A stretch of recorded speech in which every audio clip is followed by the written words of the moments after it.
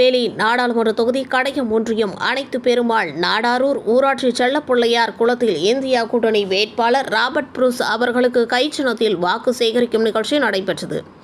நிகழ்ச்சிக்கு மாவட்ட வழக்கறிஞர் அணித்துணை அமைப்பாளர் உயர்நீதிமன்ற வழக்கறிஞர் மயிலவன் தலைமை தாங்கினார். மாவட்ட கவுன்சிலர் சுதா சின்னத்தம்பி அவர்கள் முன்னிலை வகித்தார்கள். தென்காசி தெற்கு மாவட்ட திமுக முன்னாள் செயலாளர் சிவபத்மநாதன் அவர்கள் வீடுதோறும் சென்று நோட்டீஸ் வழங்கி கைச்சின்னத்திற்கு ஆதரவு திரட்டினார்.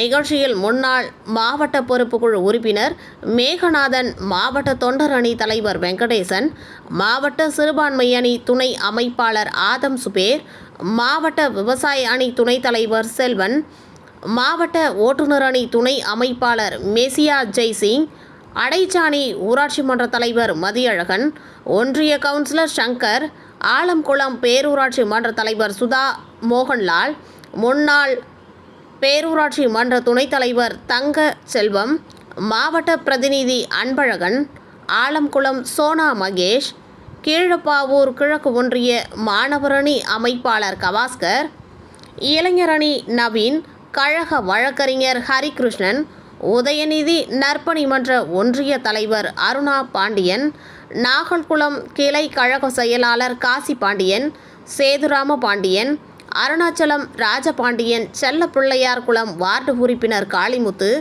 வீரிய பெருமாள் சாஸ்தா, ராமகிருஷ்ணன், முருகாண்டியூர் கண்ணையா, கடல்மணி, குமார், நாராயணன், ராஜ், ஆனந்த் உள்ளிட்ட கழக நிர்வாகிகளும் மகளிரணி நிர்வாகிகள் உள்ளிட்ட 200க்கும் மேற்பட்ட நபர்கள் வீடு வீடாக சென்று கைச்சின்னத்திற்கு ஆதரவு கேட்டு துண்டறிக்கை வழங்கினோம். கழக அரசின் சாதனைகளை எடுத்து கூறினோம்.